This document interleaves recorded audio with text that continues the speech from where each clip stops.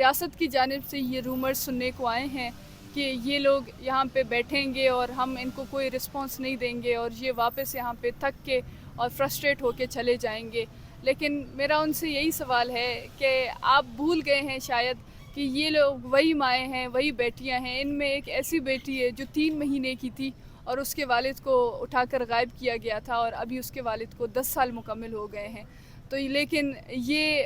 جو ہے 3 مہینے سے ہو کر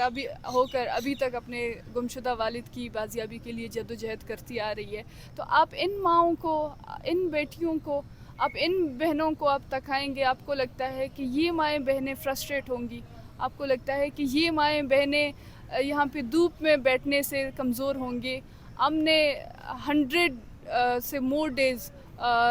ہم نے پیدل لانگ مارچ کیا ہے, کوئٹہ سے کراچی, کراچی سے اسلام آباد تک ہم نے پیدل لانگ مارچ کیا ہے. ہم کوئٹہ سے لے کر کراچی, کراچی سے لے کر اسلام آباد تک, ہم کوئٹہ کے پریس کلبوں میں ہم مہینوں تک بھوک ہڑتالی کیمپس میں بیٹھے ہیں. ہم کراچی میں مہینوں تک بھوک ہڑتالی کیمپوں میں بیٹھتے ہیں. روز ہمیں سڑکوں پر گھسیٹا جاتا ہے, روز ہمیں سڑکوں پر جو ہے ہماری چادریں کھینچی جاتی ہے. لیکن کسی بھی چیز نے جو درد, جو تکلیف ہمارے دل میں ہے, جس اذیت سے ہم گزر رہے ہوتے ہیں, وہ یہاں پہ سڑکوں پر بیٹھ کے یا دھوپ کو برداشت کر کے یا ان بارشوں میں بیٹھ کے, یہ چیزیں اس دکھ اور اس تکلیف کے مقابلے میں بہت چھوٹی ہیں. تو یہ ایک غلط فہمی ہے کہ اگر یہ لوگ سڑکوں پر بیٹھیں گے یہ فرسٹریٹ ہوں گے. لہٰذا ایسی کئی مثالیں ہیں کہ ہم 50 دنوں تک اسی موسم میں اسی طرح سڑکوں پر بیٹھے ہوئے ہیں لیکن ہم فرسٹریٹ نہیں ہوئے ہیں. اور جب تک ہمارے لوگ غائب ہیں, ان کے لیے اگر ہمیں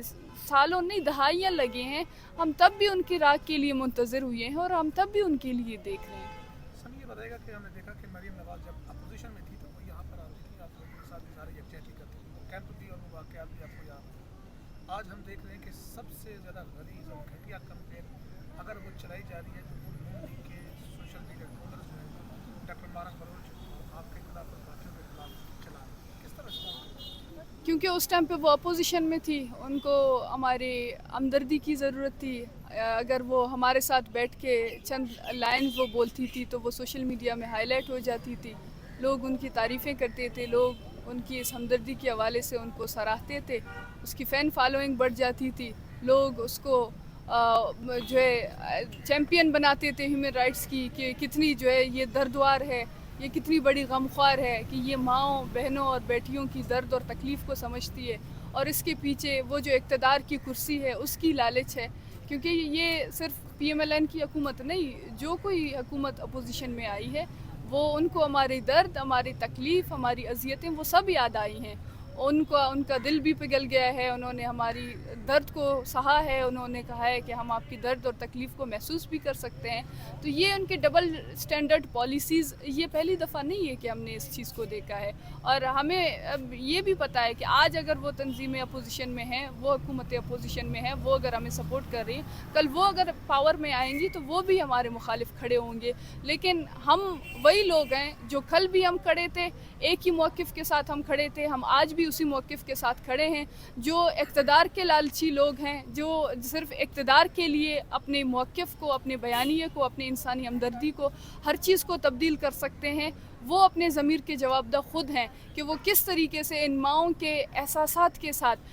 کھیل کر یہاں پہ ان کو ہمت اور یہاں پہ ان کو جو ہے حوصلہ دے کے یہاں سے چلے جاتے ہیں. پھر جب وہ اقتدار کی کرسی میں آتے ہیں اور یہ بھول جاتے ہیں تو اب وہ اپنے ضمیر کی گواہی خود دیں, وہ اپنے ضمیر کا سامنا خود کرتے ہیں. اور میں سمجھتی ہوں کہ یہ شرم بات بہت چھوٹی بات ہے. یہ اگر میں ان لوگوں کے لیے جو حکومتی لوگ ہیں, جب وہ ان ماؤں اور بہنوں کے سامنے بیٹھ کے ان تکلیف اور اذیتناک ان جو سہ رہی ہیں, ان ماؤں کے سامنے بیٹھ کے ان کے ہاتھوں میں ہاتھ ڈال کے ان کے سروں پر شفقت کا ہاتھ پھیر کے وہ اگر کہتی ہیں کہ جو ہے ہم آپ کی دکھ اور تکلیف کو سمجھتے ہیں, اور پھر جا کے وہ بھول جاتے ہیں, تو یہ ان کی منافقانہ, یہ ان کی وہی سلیکٹیو سمپتی ہے جو اپوزیشن کے وقت ان کو نظر آتی ہے اور پھر وہ بعد میں چلی جاتی ہے. چلیں تو خاموشی سمجھ آتی ہے کہ یہ جو غلیظ کمپین سٹارٹ کی گئی ہے اس میں کیا کرے, اس کی کیا وجہ ہو سکتی ہے؟ اس کے کچھ آقا بھی ہیں, ان کو بھی خوش کرنے کی ضرورت ہے نا. پھر وہ آقائیں کیسے خوش ہو جائیں گی, پھر وہ کرسی ان کو کیسے ملے گی جس کی وجہ سے وہ ابھی تک اس کو اقتدار کی کرسی میں بیٹھے ہیں. اس کے لیے بھی ان کو کچھ ترتیب اور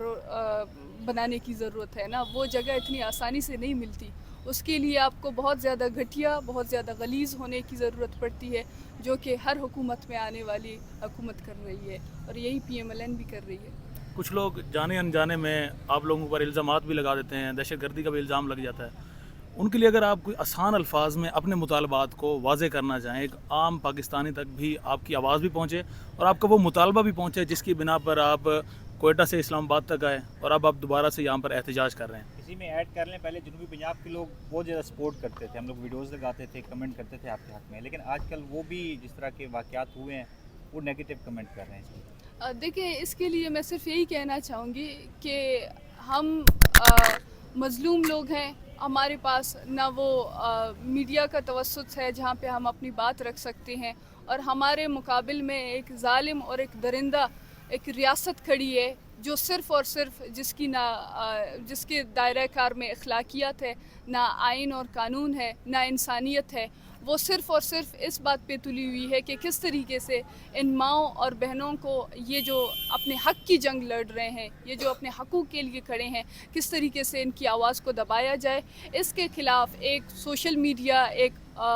وارفیئر شروع کیا گیا ہے ہمارے خلاف, ایک پروپیگنڈا شروع کیا گیا ہے, جس کی وجہ سے اوبویسلی ان کا الٹیمیٹ گول یہی ہے کہ وہ لوگ جو کل ہمارے ساتھ ہمدردی میں کھڑے تھے ان کی ہمدردی ختم ہو, اور جس طریقے کے پروپیگنڈے ہمارے حوالے سے بنائے گئے ہیں کہ ان کی جو ہے جنگ, ان کی مخالفت ان کی پنجابیوں کے خلاف ہے یا چند اقوام کے خلاف ہے. لیکن ہم نے بارہا اس چیز کو واضح کیا ہے کہ ہماری جنگ کسی کے خلاف نہیں ہے. ہاں, اس اسٹیبلشمنٹ کے خلاف ضرور ہے, اس ریاست کے خلاف ضرور ہے جس نے مجھے 16 سالوں سے مجھے پتہ بھی نہیں ہے, لیکن پھر بھی میں ایک یتیموں کی زندگی گزار رہی ہوں. جس اسٹیبلشمنٹ نے میرے والد کو جبری طور پر گمشدہ کیا ہے, جو سالوں سے غائب ہے, جس کے بارے میں نہیں جانتی کہ وہ غائب ہے, وہ زندہ ہے, صحیح سلامت ہے, یا ان کو مار دیا گیا ہے, جس کی وجہ سے میرے گھر میں آج تک خوشیوں نے دستک نہیں دی. اس ریاست کی وجہ سے, جس کی وجہ سے ہم روزانہ بلوچستان میں لاشیں دیکھ رہے ہیں, اس ریاست سے ہمارے مخالفات ضرور ہیں, جس کی وجہ سے بلوچستان کا ہر بچہ خوف زدہ ہے, جو صرف اور صرف اپنی زندگی کی جنگ لڑ رہا ہے, جو نہ اپنا مستقبل کا سوچ سکتا ہے, جس کے پاس نہ کوئی ماضی ہے. یہ جو بلوچستان میں انسانی حقوق کی جو خلاف ورزیاں ہو رہی ہیں, اس کے خلاف بحیثیت سیاسی کارکن ہم نے بارہا آواز اٹھائی ہے, اور یہی وجہ ہے ریاست کے وہ کرتوت, وہ غلط پالیسیز جس کی وجہ سے وہ جو ہے 70 سالوں سے بلوچستان کو زبردستی چلانے کی کوشش کر رہا ہے, بندوق کی زور پر, طاقت کی زور پر وہ بلوچستان کو چلا رہے, اور